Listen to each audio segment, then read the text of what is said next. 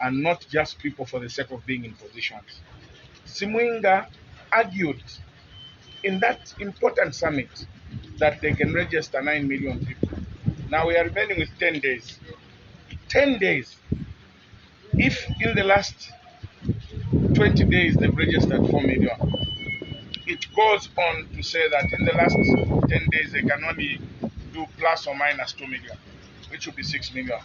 And there's no way we can allow an election in Zambia to go on with less than the number of people that the censors have told us are eligible to vote. This country has got 18, now about 20 million people. How can 4 million people make a decision on behalf of 20 million people?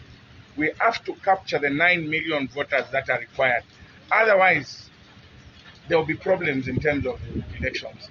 And the Electoral Commission of Zambia, Chulu, Nshindano, must learn that when you are advised, you don't have the wisdom of the monopoly of wisdom. You must listen from the voice of wisdom. We have advised them several times. And I'm even disappointed that the Vice President keeps on going to Parliament on Friday through Vice President question time, assuring the nation that no, we are sure that ECZ will manage the 9 million people. Insoni Ubuntu. Alatapabansoni, the only thing they can do is that extend this voter registration to February so that the 9 or 10 million people can be captured for us to have a proper representation of Zambians in the electoral process and in the elections. So to answer your question, there is absolutely no way that Electoral Commission of Zambia can register 9 million in the remaining 10 days. And you see, I don't know what is wrong with us Africans, Zambians in particular. Abasungu, they accept defeat. If it was in Europe, they could have already said we are extending, but they keep on saying, no, we'll assess at the end. But remember, in that summit, they said, we are not going to extend. There is no way we extend to Alabamon. That's why you must resign. That's what morality calls for. So Simwinga, Chulu, Emelis Kazwe, na bambi mu Electoral Commission of Zambia 3 million after 10 days mukachita resign nata must resign nishimuli fiwele because if you go and continue in your position when you know you've erred beyond reasonable doubt. I mean, you are not human. You remember what happened in England? One minister came late to people. That's what we should be developing to. No mbaba tu akwata munoka allowance kalake ne bakwata bachuru na bayemeri kuti baleka Simwinga. I was in primary school, was still waking up to now. Alefu afyo kula bomba takwa abambya benga bomba echo mulebe pelo obufi because tamfu akuchita retire. When your time comes, retire. Mr. President, the Zambia Corrections Service has indicated that campaigns may not be allowed in prisons due to security reasons. That is why prisoners must not be allowed to vote. That's the more reason why prisoners must not be allowed to vote. People have complained against the constitutional court. And these are the issues that the constitutional court is putting this country into. How do you go and rule that prisoners must vote when you know that when you are in prison, you lose your certain liberties? And surely the liberty to vote, I don't know how many jurisdictions where prisoners vote. But why do you bring it in Zambia where you even know that the situation in terms of political democracy is in its infancy? You bring it to, please leave the prisoners. In fact, I've even said, and I want to repeat, Mr. President, on Christmas Day, please pardon more than 10,000 prisoners. I have been to prison. The prisons are congested. Abantu balala kwat massacre yambalala. And look, there are some people like my brother Mwemba, Keith. I mean, the one was Mukata, Keith Mukata. He has been in prison. They are doing a very good job with the Moan. to try and help the prisoners to have a life after prison. I mean, those are people that must be considered for a pardon. I know he might have committed an offense, but I think there must be a human face to everything that we do. Keeping people in prison like bags of carpenter or bags of milling will be transported from Kapisha to Chuempala is not right. If you can't provide the requisite space for these prisoners, the best you can do is pardon them.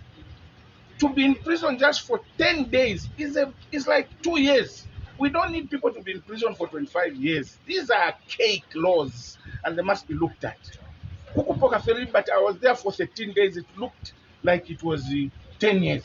It's punishment enough. They've already been punished. Don't keep people in prison who you can't feed.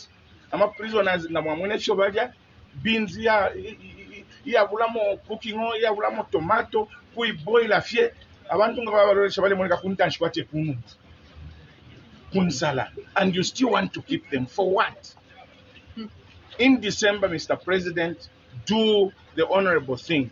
Release there are about 40,000 prisoners against the prison space, which is just about 5,000. There was Zambia. It's terrible. So won't to cause that you treat Abantu as human beings. So I'm calling upon the president to release as many people so that they can now go and register to vote and vote freely, other than keeping them inside. And on today's ruling of no case to answer by the magistrate, let me say that it is gratifying, extremely gratifying, that we have a lot of magistrates who follow the law and cannot be politically interfered with. You know, what I've gone through under this case, I wouldn't want any Zambian to go through what I've gone through. Don't treat your friends badly the way I've been treated. Surely, we all knew from the beginning I did not commit an offense. But people were just being malicious, were just trying to keep me in the confines of the court so that I cannot go out to campaign, I cannot organize my party, I cannot find money for my children. But surely to waste my time from from February last year to here, almost over a year, court over a case that I did not commit, a case where they did not even have evidence, where even the complainant could not come and give evidence. Surely, government, stop treating your friends like this. For me, I can tell you, I've forgiven all these people that have done to me, that have done this to me. Posterity will judge them very harshly. But for me, I have forgiven them. And I want to appeal to them, please don't treat other Zambians the way you've treated me. Let me thank the magistrate who handled this case for being magnanimous and just follow the law. Because some of the magistrates, we know some of them are politically motivated and they are politically instructed to do things like we have seen in the other case where I was sent to prison for committing no offense at all, declaring my son that he doesn't exist when he's there. Very unfortunate. But the magistrate who handled this case and many other magistrates who are principled only follow the law. And today's judgment for me is a landmark in Zambia and for my family, that indeed, even if you are in the opposition, magistrate can look at the case following the law. This is the way it should be. I want to pay tribute to the magistrate for being magnanimous and just follow the law. Let me also thank the team of my lawyers, Keith Mwemba, Gilbert Perry, and Christopher Mundia, for the job well done in making sure that I've been acquitted. And God bless Zambia as we go into the election. Thank you very much.